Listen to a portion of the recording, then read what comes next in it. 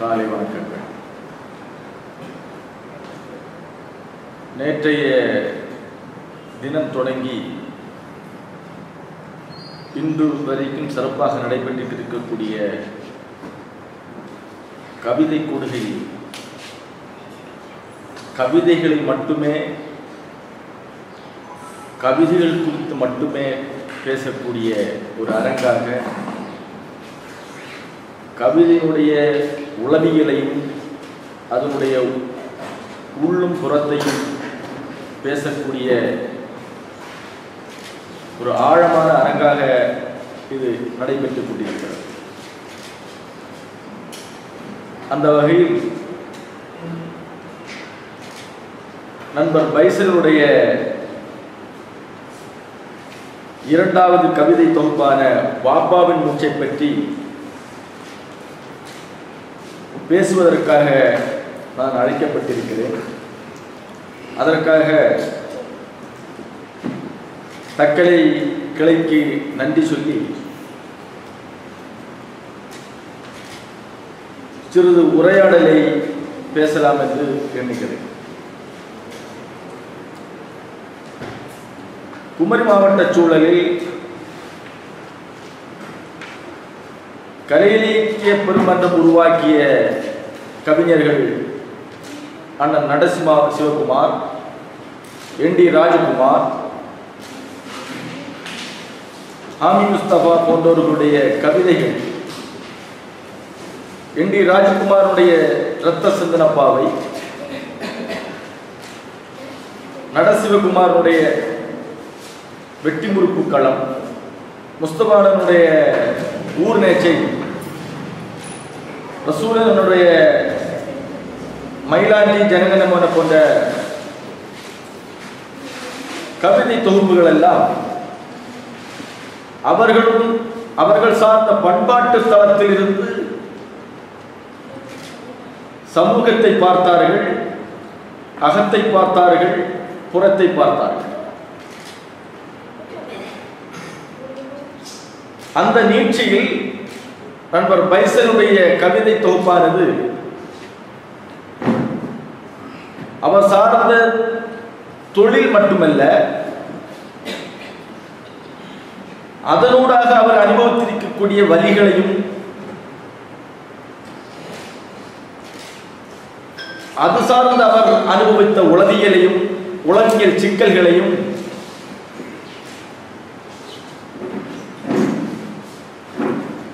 அவர் அரசியல் பற்றி நிற்கக்கூடிய அல்லது அவர் சார்ந்திருக்கக்கூடிய சமூகத்தை அரசியலால் ஒதுக்கப்பட்டிருக்கக்கூடிய வழியை பேசக்கூடிய ஒரு தொகுப்பாகத்தான் நான் இதை பார்க்கிறேன். வாப்பாவின் மூச்சு ஒரு பெருமூச்சாக விரைவி கிடக்கிறது இந்த கவிதை தொகுப்பு முழுவதும். அதன் அடிப்படையில் பார்க்கும்போது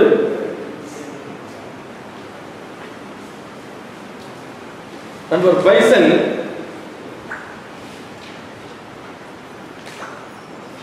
கட்டிட தொழில் சார்ந்த பல சொற்களை கவிதையாக்கி இருக்கிறார்.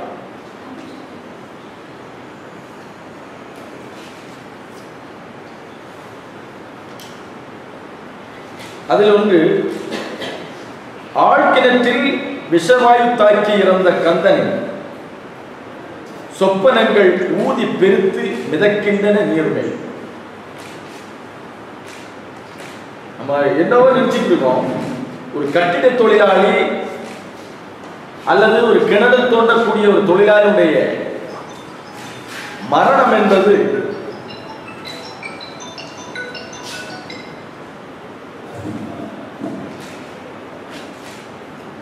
அன்றாடம் நடந்து வரக்கூடிய ஒரு வழியாகத்தான் நாம் பார்க்கிறோம்.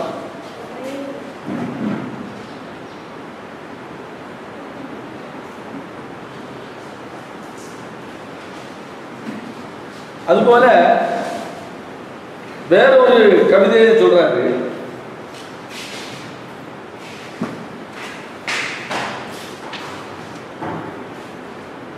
அந்த சாலையை கடக்கையில் இதயம் கனக்கும். கண்களை மூடியும் கடந்து போக முடியா தூரம். 10வது மாடியிலிருந்து விழுந்த ஒரு கொத்தனின் ஓலம் அடங்காமல் நிறைந்திருக்கும். அந்த சாலையை தவிர்ப்பதை யோசித்துக் கொண்டிருக்கிறேன். இது ஒரு மரண ஓலம். எப்படி ஒரு தொழிலாளி விஷவாயு தாக்கி அல்லது அந்த விஷவாயு தாக்குவதற்கு முன்னால் அவன் அந்த கிணற்றை இறங்கி அந்த கிணறை இறைப்பதற்காக அவன் படுகின்ற அந்த வலி, ஒரு கொத்தனார் ஒரு மாடியிலிருந்து கீழே விழுந்து அவர் மூர்ச்சையாகின்றவர் அல்லது படுத்த படுக்கையாகின்ற ஒரு சூழலை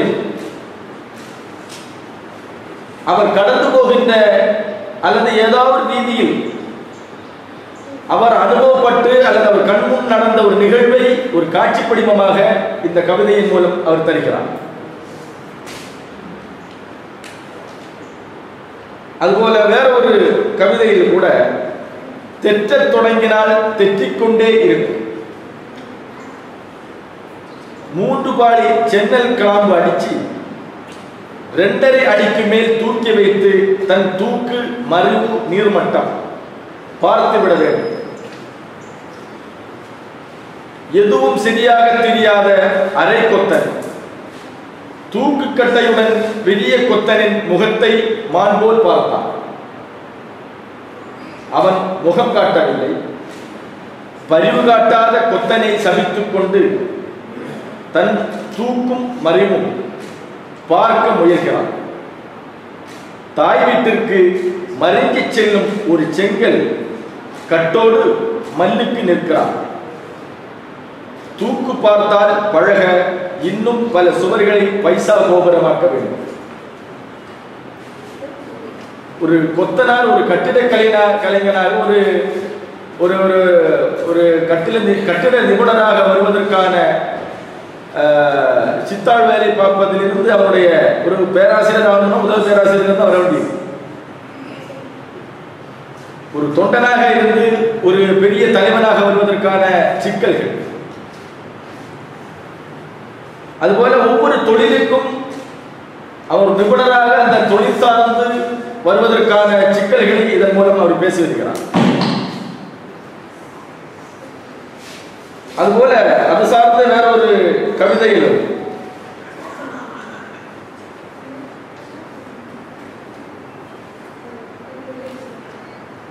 சொல்கிறார்.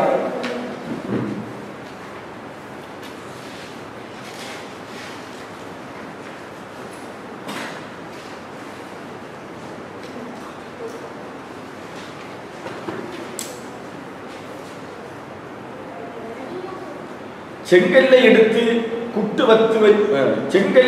குட்டுவத்தில் இட்டு கடைசி மூச்சு தீரும் வரை முக்கி எடுக்க வேண்டும். உயிருள்ள வீடுகளில் எனது சிறுநீரின் உப்பு வர்ணத்தின் உட்புறமோ அல்லது கிரானைட்டின் அடியிலோ தூரத்தில் பார்த்து விலகிச் சென்றாலும் எங்கள் சிறுநீர் உங்கள் வீட்டில் வேர் விட்டு வளரும். இது எல்லா கட்டிட தொழிலாளிகளுக்கு வீட்டிலையும் இது ஓனர் பார்த்தானா அவன் ஏங்கி செத்துவாரு.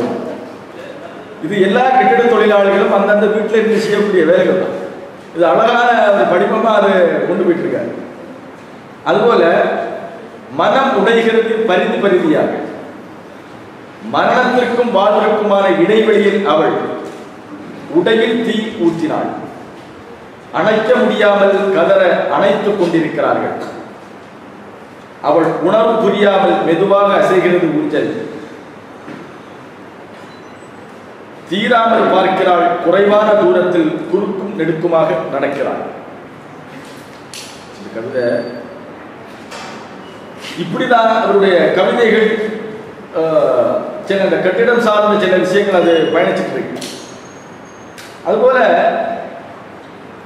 இன்றைக்கு துரித உணவு என்ற பெயரில் பல நெருக்கடியான மனித உடம்புக்கு ஒவ்வாத சில உணவுகளை நாம் உண்டு வருகிறோம். அதற்கு கார்ப்பரேட்டுகளும் அதற்கு காரணமாக, இந்திய அரசாங்கமும் அதற்கு ஒரு காரணமாக மாறி நம்ம பழமையிலிருந்து விடுபட்டு, நம்ம பழைய உணவிலிருந்து விடுபட்டு ஒரு புதிய உணவை நோக்கி நகர்தல் எந்த அளவுக்கு ஒரு மோசமான ஒரு சூழலை உருவாக்குகிறது என்பதனை இந்த அஜினோமோட்டோ என்கிற ஒரு கவிதையின் ஊடாக அவர் சொல்றார்.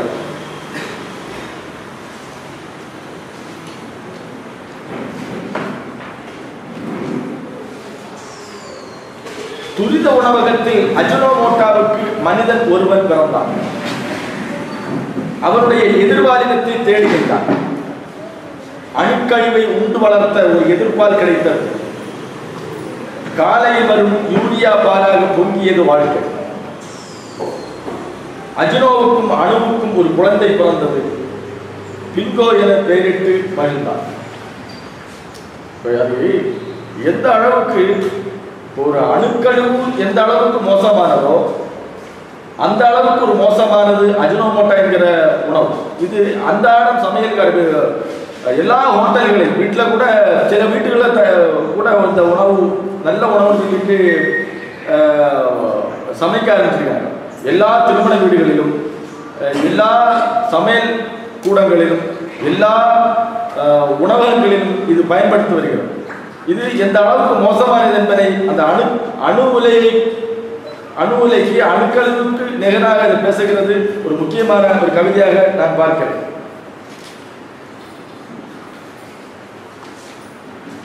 அதுபோல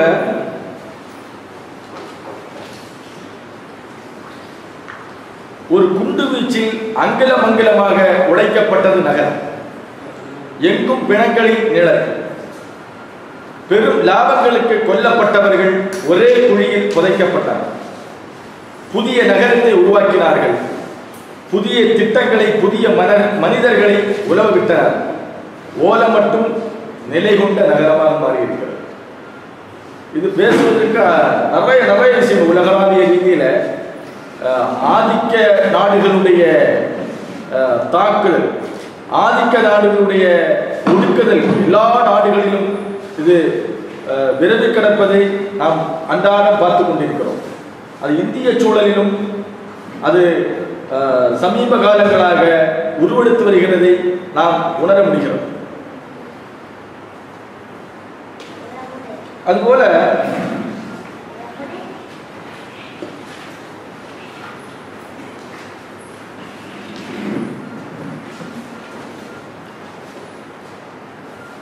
அந்த கண்களை ஒரு கணம் கண்டு ஒருவன் அடுத்த கணத்தை நெருங்க முடியாது. துயரத்தின் பாய்ச்சலை உடலெங்கும் சுமந்தவள். எந்த திசையிலும் புகலிடம் இல்லை, மூடப்படுகின்றன இல்லைகள். தூரங்களின்றி கால்கள், இரத்தக்கரை படிந்த நிலங்கள், துயரம் கூடிய கண்கள் தேடுகின்றன அகதிக்கான மன்னன். இப்படியான இந்த கவிதைகள் உலகம் முச்சூடும் நடக்கின்ற அட்டூழியங்களால் வெளியேறக்கூடிய இந்த அகதிகள் ஒரு புகலிடமாக சேரக்கூடிய விஷயத்தில் நம்ம இந்தியாவில் அண்மையில் கொண்டு வரப்பட்ட சிஏஏ சட்டம் தான் ஓர்மைக்கு வருகிறது. இந்த சிஏஏ சட்டத்தின் மூலம் உள்நாட்டில் உள்ளவர்களையே அகதிகளாகக்கூடிய ஒரு அநியாயம், அல்லது உள்நாட்டில் இருக்கக்கூடிய மக்களை அந்நியப்படுத்துகின்ற ஒரு ஒடுக்குமுறை இந்த சட்டத்தின் மூலம் நாம் உணர்ந்தோம். அவர்கள் சொல்லப்படுகின்ற வாதங்கள் பலவாறாக இருந்தாலும் குறிப்பாக அந்நிய நாட்டிலிருந்து அவர்கள் குறிப்பிட்டு சில நாடுகளை குறிப்பிட்டார்கள். இலங்கை, பங்களாதேஷ், பாகிஸ்தான், ஆப்கானிஸ்தான் உள்ளிட்ட நாடுகளை குறிப்பிட்டு இங்குள்ளவர்கள், இலங்கையிலிருந்து தமிழர்கள் அவர்கள் சொல்லாமல் சொன்னது, மற்றுள்ள நாடுகளிலிருந்து இஸ்லாமியர்கள் இங்க வருகை தவிர்த்து மற்றுள்ளவர்களை ஏற்றுக்கொள்ளலாம் என்று அந்த சட்டத்தினுடைய திருத்தம் குறிப்பிட்டது. அதற்கு இங்குள்ள அரசியல் கட்சிகள், பொதுமக்கள் அத்தனை பேர் குரல் எடுத்தார்கள். அதனுடைய சட்டம் நிலுவையில் தான் இருக்கிறது.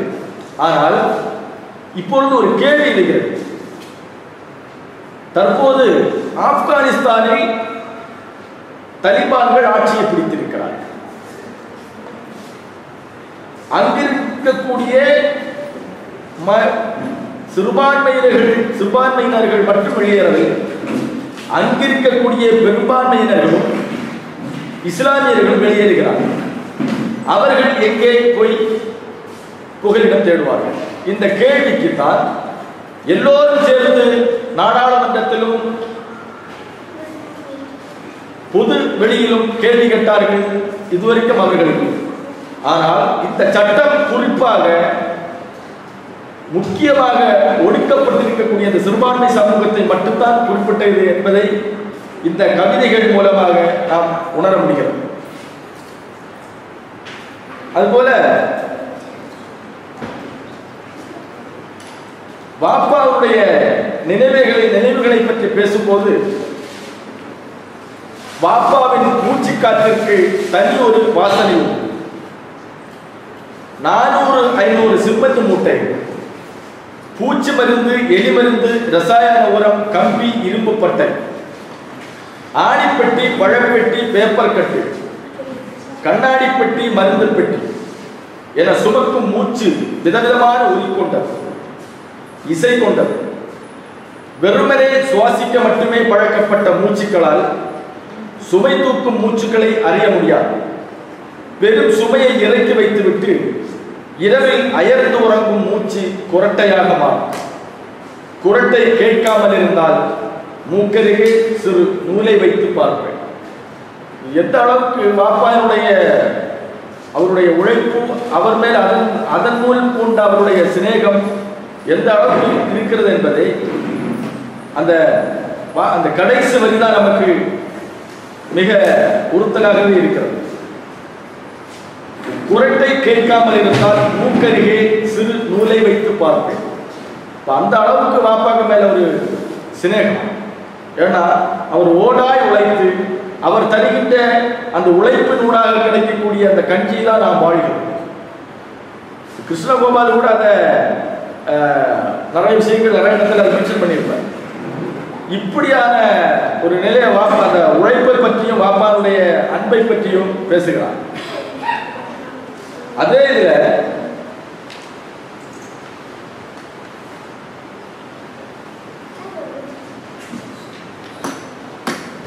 காயலான் கடையில் போடணும்னு மனைவி சொல்ல நினைவு சின்னம் பத்திரமாக வைக்கலாம்னு நான் சொன்னேன்.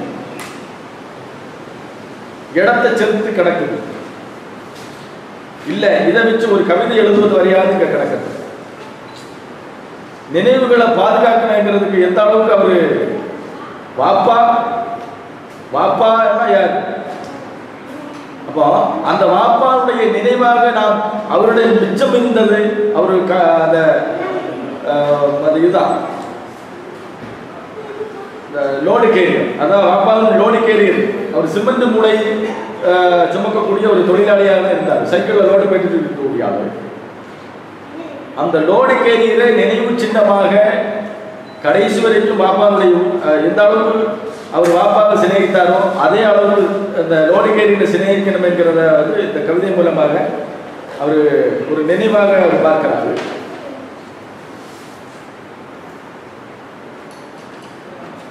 அதுபோல இங்கே பாசிசம் ஆதிக்க சமூகம் வேரூன்றி வளர்ந்திருக்கக்கூடிய ஒரு தேசமாக நம் தேசத்தை பார்க்க முடியும்.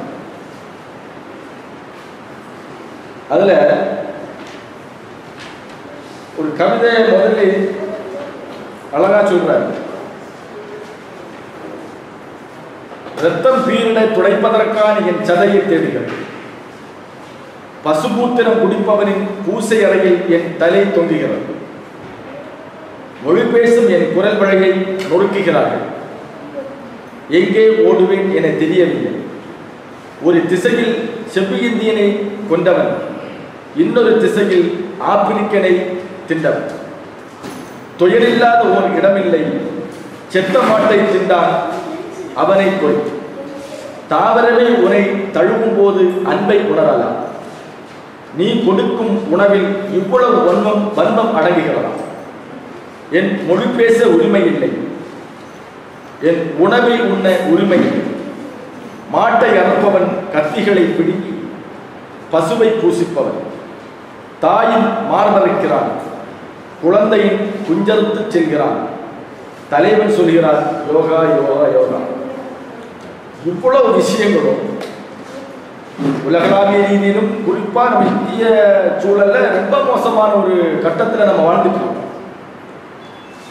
இவ்வளவு விஷயங்களை நீ நாடு நாசமாக்கின பிறகும் இவ்வளவு கொடுமைகளையும் ஒடுக்கதையும் இந்த இந்திய சமூகத்துக்குள் நீ திணித்த பிறகு நீ யோகாவை மற்றும் சொல்லி ஆத்மார்த்தப்படுத்துவது எந்த அளவுக்கு பாசிசத்தை விட இன்னும் பாசிசமாக அந்த வன்மத்தை அவர் இதன் மூலம் குறிப்பிடுகிறார்.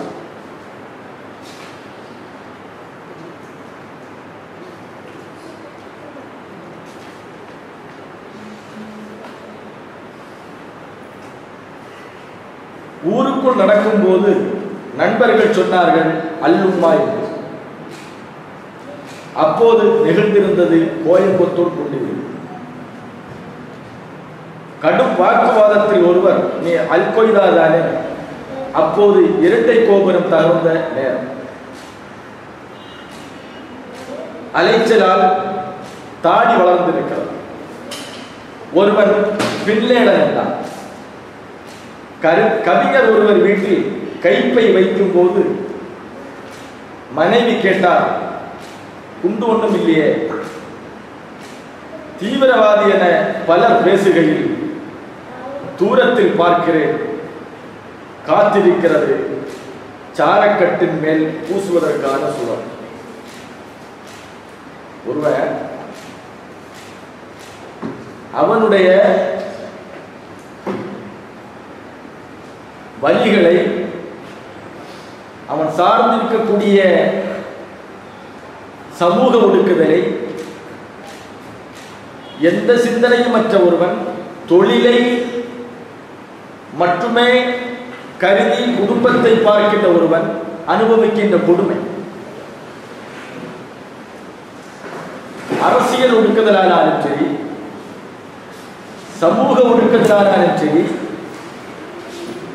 இந்த மாதிரியான ஒடுக்குதல்களை இந்திய சூழலில், இந்திய சமூகத்தில் முஸ்லிம் சமூகம் அனுபவித்து வருகிறது. வைசலும் உணர்ந்திருக்கிறார், நானும் உணர்ந்திருக்கிறேன். நான் அரசியல் தளத்தில் இயங்கினாலும் என்னுடைய அனுபவம் ஒரு மாதிரியான அனுபவம் இதனூடாக நமக்கு பயணிக்கிறது. அதுபோலத்தான் வைசலுடைய இந்த கவிதையும் நமக்கு சொல்லாமல் சொல்கிறது.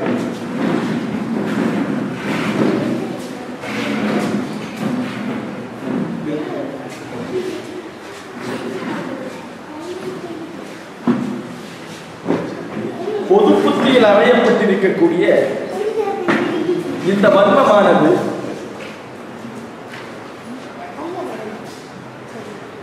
அண்மையில் ஒரு செய்தியை சொல்லி உங்களை உணர வைக்கலாம் என்று எண்ணுகிறேன். 10-15 தினங்களுக்கு முன் டெல்லி காவல்துறையில் பணியாற்றிய ஒரு காவல் அதிகாரி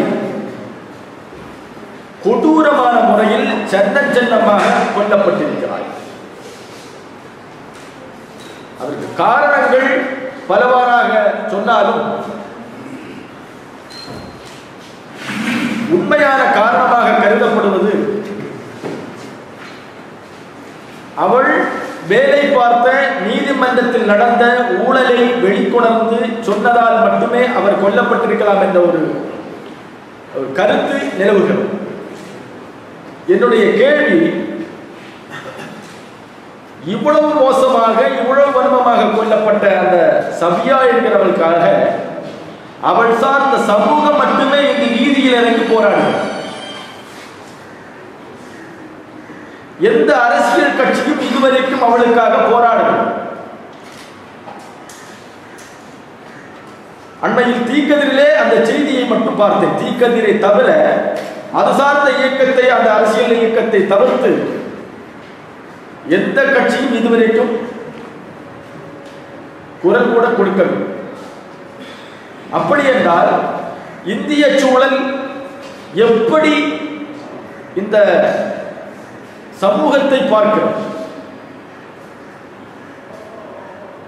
இந்திய ஒன்றிய அரசாங்கம் கூட இதற்கான எந்த அறிவிப்பையும் வெளியிடவில்லை. மக்கள் போராடுகிறார்கள். அவர் சார்ந்த சமூக மக்கள் மட்டுமே போராடுகிறார்கள். ஒரு பெண் என்ற முறையில் கூட இதனை வெளிக்கொணராமல் இருப்பது இந்த சமூகத்தின் மீது, இந்த இந்திய சமூகத்திற்கு பொது புத்தியில் அறையப்பட்டிருக்கக்கூடிய அந்த வன்மத்தை இதன் மூலம் காட்டுகிறது. அதைத்தான் இந்த தீவிரவாதி என்கிற ஒரு பட்டியல் மூலம், அந்த கவிதையின் மூலம் நமக்கு சொற்களாக தெரிகிறார். அதுபோல இந்த இந்திய சமூகத்திற்குள்ளேயே இந்த ஒடுக்கப்பட்டிருக்கக்கூடிய இவர்கள் வன்மமாக பார்க்கக்கூடிய இந்த சமூகம் யார் என்று அவர் இன்னொரு கவிதைகளை நமக்கு அழகாக தெரிகிறார். என் பெயர் ஃபாத்திமா, என் பாட்டி பெயர் வள்ளியம்மா, என் பெயர் சாதிக், பூட்டன் பெயர் நந்தன், என் பெயர் கதீஜா, எள்ளுப்பாட்டி பெயர் அவ்வை, என் பெயர் பைசல், எள்ளுப்பாட்டி கருப்பு, எள்ளு தாத்தம் மண்ணாங்கட்டி. அப்போ இவர்கள் அந்நியர்கள் அல்ல. இவர்களாக ஒடுக்கப்பட்டிருக்கக்கூடிய இந்த சமூகத்தவர்கள் ஏதாவது வழியில் இந்தியாவில் இருக்கக்கூடிய ஒரு சமூகத்தை அல்லது இவர்களுடைய பாட்டனார்கள் இந்திய வம்சாவளியை சார்ந்தவர்கள் என்பதனை இதன் மூலம் அவர் சுட்டிக்காட்டுகிறார். எனவே இந்த விஷயங்கள் வழியாக அவர் பல விஷயங்களை நமக்கு அறிய தருகிறார். அதுபோல வேறொரு கவிதையில அழகாக சொல்கிறார். ஹவுதுக்கு ஓடுகிறேன், கூர்ந்து கவனிக்கிறார்கள், திரும்பவும் தனித்தனியான பார்வைகள், கருங்கல்லில் தேய்த்தும் போகவில்லை, நகத்தில் இருக்கும் சிம்பந்திக்கார். பொதுவாக இஸ்லாமிய தொழுகை முறையில் தொழுகைக்கு முன்பாக சுத்தம் செய்வதற்கான ஒரு குட்டை, ஒரு நீர் நிறைந்த ஒரு ஹவுஸ் என்கிற ஒரு தடாகம் இருக்கு. அதில் ஒது எடுத்து அல்லது சுத்தம் செய்து விட்டு தான் உள்ளே நுழைய வேண்டும். இவரும் அந்த கட்டிட தொழிலாளியான இவரும் தொழிலுக்காக போகிறார். என்னத்தான் தேய்த்தாலும் சிமெண்ட்டுக்கரை மாறாது. அந்த மனிதனுடைய பார்வை, அவர் அழகாக அந்த மனிதனுடைய பார்வைகள் எப்படி இருப்பதை, கருங்கல்லில் தேய்த்தும் போகவில்லை, நகத்தில் இருக்கும் சிமெண்ட்டுக்கரை, திரும்பவும் திரும்பவும் தனித்தனியான பார்வை. அவர் எப்படி பார்ப்பார் என்பதை அந்த அதாவது அவர்கள் என்ன நினைத்து பார்ப்பார்கள் என்றால், இவர்கள் என்னுடைய தொழுகையை கூடாது என்கிற ஒரு அடிப்படை, இவர்கள் தொழுதால் பலனில்லை என்கிற ஒரு மனோபாவத்தில் தான் அந்த பார்வை இருக்கும். அதைத்தான் இவர் குறிப்பிடுகிறார். காதல் பற்றி ஒரு செய்தி அவர் சொல்றார்.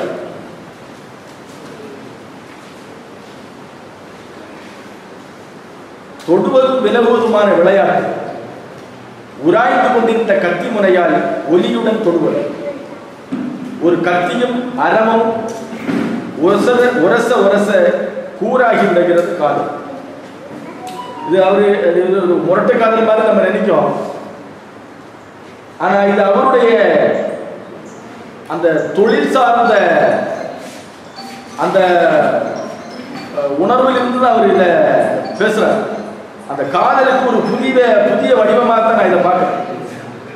சில குடும்பங்கள்ல சரியான ஊழல்கள் நடந்துட்டே இருக்கு. ஆனா அதுக்கு பிறகு அன்பு அதிகமாயிருக்கு. அந்த வகையில் தான் இந்த கவிதையை நான் பார்க்கிறேன். அதுபோல நேற்று பேசப்பட்ட அத்தனை விஷயங்கள் நான் நேற்றையிலிருந்து ஒரு விஷயத்தை மட்டும் புரிஞ்சுக்கிட்டது. என்னத்தை தான் கவிதைகள் மூலமாக எழுத்தின் மூலமாக நாம் பல விஷயங்கள் பேசப்பட்டாலும் நாம திருந்தாத வரைக்கும் இந்த சமூகம் திருந்தாத என்பதை மட்டும் கூறி அமர்கிறேன். நன்றி.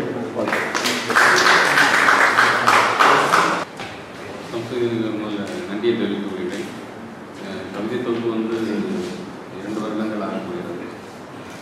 அதற்கு பிறகு இதில் இருந்த ஒரு நீண்ட ஒரு உரையை நிகழ்த்துவார் என்று நான் நினைத்து பார்க்கிறேன். ஏனென்றால் கவிதை என்பது தொடர்ந்து தன்னை புதுப்பித்துக் கொண்டிருக்கக்கூடிய ஒரு தளம். அதில் கவிஞன் என்பவர் அடுத்த தளத்திற்கான ஒரு நகர்விற்கான ஒரு முயற்சி இருக்கும்போது ஒரு பழைய தொகுப்பிலிருந்து அனைத்து கவிதைகளையும் கொண்ட ஒரு நல்ல ஒரு அமர்வாக இருந்தது. முக்கியமாக என்னுடைய இந்த கவிதை சிறப்பாக இருக்கிறது என்று அவர் சொல்கிறார். அந்த வகையில் இந்த சிறப்புக்கு எல்லாம் எது காரணம் என்றால் தமிழ்நாடு கலை இலக்கிய பெருமன்றம், அதேபோல் நாகர்கோயில் நடக்கின்ற அந்த செவ்வாய்க்கிழமை சந்திப்பு தான். அங்கு தான் ஒரு மிகப்பெரிய விமர்சன ஒரு கூடாரம் என்றே சொல்லலாம். ஒவ்வொரு நபர்களும் ஒவ்வொரு விதமாக ஒரு கவிதையோ அல்லது ஒரு கதையோ கட்டுரையோ விமர்சனத்துக்கு உள்ளாக்குவார்கள். அதில் எந்த ஒரு தயவு தாட்சணியும் இருக்காது. இவர் இங்கே உள்ளவர், இவருக்கு சொந்தக்காரர், அந்த எந்த இதுவுமே இருக்காது. அங்கு பட்டை தீட்டப்பட்ட ஒரு ஆள் தான் நான். நன்றி.